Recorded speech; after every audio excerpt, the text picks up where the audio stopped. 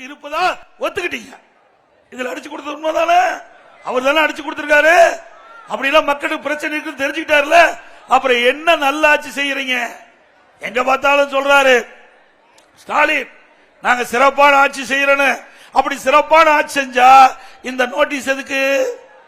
இதை எதுக்கு அடிச்சு கொடுக்கற? நீ சிறப்பான ஆட்சி இருந்தா மக்களுக்கு பிரச்சனை இல்லாத இருந்தா ஒரு சிறப்பான ஆட்சி. அங்க பிரச்சனை இருந்தா அது சிறப்பான ஆட்சியா? மோசமான ஆட்சி தானே? சொல்லுங்க, மோசமான ஆட்சி தானே? அது மட்டும் இல்ல, ரைட். இதுக்கு முந்தி இவர் எதிர்கட்சி தலைவராக இருந்தார். அப்ப நாங்கெல்லாம் முதலமைச்சராக இருந்தோம். அருமைச்சவர் காமராஜர் அவர்கள் அமைச்சராக இருந்தாரு. அப்போ வீடு வீடா ஊர் ஊரா போனார். அங்க போய் அப்படியே ஊர் மக்களை எல்லாம் அழைச்சார். மக்கள் என்ன நினைச்சாங்க? பரவாயில்லையே, திரு கருணாநிதியுடைய மகன் திரு ஸ்டாலின் நம்ம கிராமத்துக்கு வந்திருக்காரு, நம்முடைய குறைகள்லாம் தீர்த்துருவாருன்னு சொல்றாரு, நாமளும் அந்த போய் கூட்டத்தில் கலந்துக்கலான்னு ஆர்வத்தோட பெண்கள் ஆண்கள் எல்லாம் அந்த முன்னாண்ட போட்டுக்கிற பெட்ஷீட்ல அமர்ந்துகிட்டாங்க. திட்டுல திரு ஸ்டாலின் பாயை போட்டு அமர்ந்துகிட்டு, பெரியவர்களே தாய்மார்களே, உங்களுக்கு என்ன கோரிக்கை, என்ன பிரச்சனை, நீங்க அந்த பிரச்சனையெல்லாம் ஒரு மனுவா எழுதி நான் கொண்டு வந்த பெட்டிய வச்சிருக்கிற முன்னாண்ட அந்த பெட்டியில போடுங்க. அந்த பெட்டி பூட்டி சீலு வச்சு பத்திரமா என் வீட்டுக்கு எடுத்துட்டு போய் வச்சுக்கிறேன்.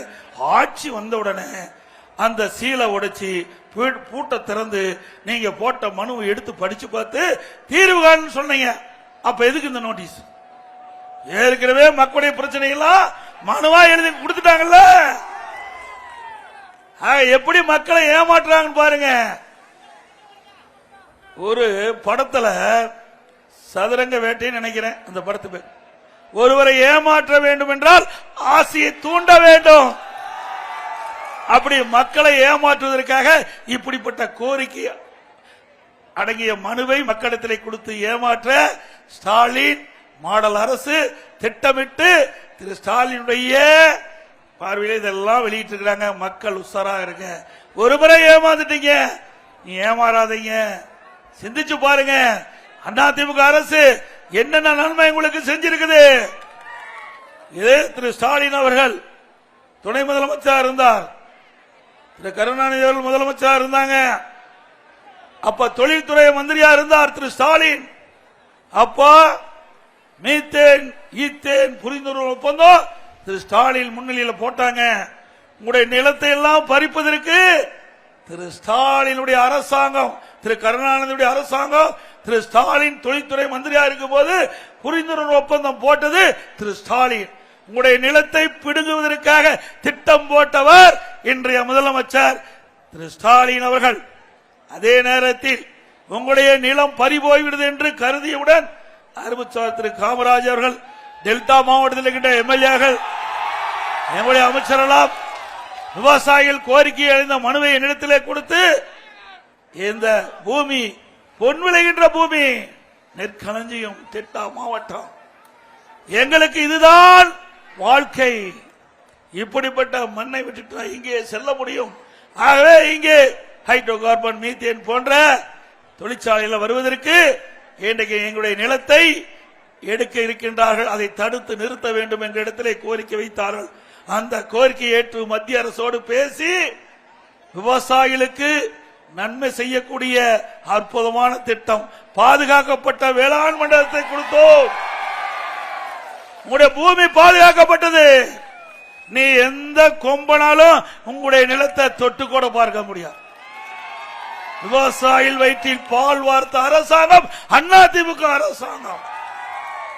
நிலத்தை பிடுங்கியது திமுக அரசாங்கம், நிலத்தை பாதுகாத்தது அதிமுக அரசாங்கம். ஒவ்வொருவரும் நினைத்து பார்க்க வேண்டும். தயவு செய்து அல்லுறது விவசாய பெருடி மக்களே, விவசாய தொழிலாளிகளே, உங்களுடைய பூமியை காத்த அரசாங்கத்திற்கு, கட்சிக்கு, அதிமுக கட்சிக்கு எப்பொழுதும் நீங்கள் துணை நிற்க வேண்டும் என்று இறையரை கூப்பி வேண்டி கேட்டுக்கொள்கிறேன். நானும் ஒரு விவசாயி, உங்களோடு நானும் உங்களுக்கு துணை நிற்பேன்.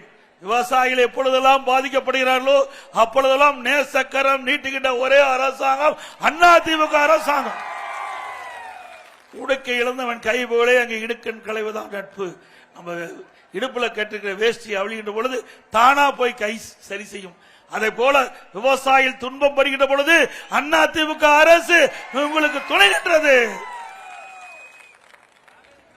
இன்றைக்கு டெல்டா மாவட்டம் கடந்த 3 ஆண்டு காலமா அந்த குறுவை பயிருக்கு இன்றைக்கு பயிர் காப்பீட்டு திட்டத்தில் இடம்பெறல. 2 ஆண்டுக்கு முந்தி இன்றைய முதலமைச்சர் திரு ஸ்டாலின் அவர்கள் மேட்டூருக்கு வந்து பகிரங்கமா பேசினார், வீரவசனம் பேசினார். நானும் டெல்டா காரன் அப்படின்னு வீரவசனம் பேசி தண்ணி திறந்து விட்டார் மேட்டூர்ல. இங்க தண்ணி வந்து சேர்ந்தது. விவசாயிகள் ஆகா முதலமைச்சர் ஸ்டாலினை நேரடியா போய் குறுவை சாகுபடி பயிருக்கு தண்ணி திறந்து விட்டார் அப்படின்னு குறுவை சாகுபடி செஞ்சாங்க. பயிர் காப்பீட்டு திட்டத்தில் விவசாயிகளை சேர்க்கல திரு ஸ்டாலின். கடைசியில விளைகின்ற பொழுது தண்ணி இல்ல, மேட்டூர் அணை வறண்டு போச்சு. அறுவடை செய்கின்ற அந்த பருவத்தில் தண்ணி இல்லாம குறுவை சாகுபடி பயிர்கள் காய்ந்து தீஞ்சு பெரும் நஷ்டத்துக்கு ஆளானார்கள் விவசாயிகள்.